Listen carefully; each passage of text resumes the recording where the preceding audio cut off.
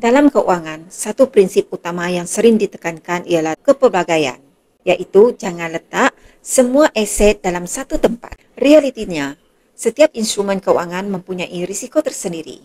Simpanan tunai mudah cair, tetapi terdedah kepada inflasi. Pelaburan saham boleh memberi pulangan tinggi, tapi turun naik pasaran boleh merugikan anda sekelip mata. Hartanah pula stabil, namun tidak mudah dicairkan ketika kecemasan. Di sinilah pentingnya diversifikasi dengan menyusun aset dalam beberapa bentuk. Risiko dapat keseimbangan. Sebahagian dalam tunai untuk kecairan, sebahagian dalam saham atau dana untuk pertumbuhan, sebahagian dalam hartanah sebagai aset yang boleh memberikan pendapatan, dan sebahagian lagi dalam bentuk emas sebagai pelindung nilai. Sejarah membuktikan ketika krisis keuangan berlaku, aset tradisional seperti saham dan hartanah boleh jatuh serentak. Tetapi emas sering bergerak berlawanan arah, menjadi benteng terakhir yang melindungi kekayaan.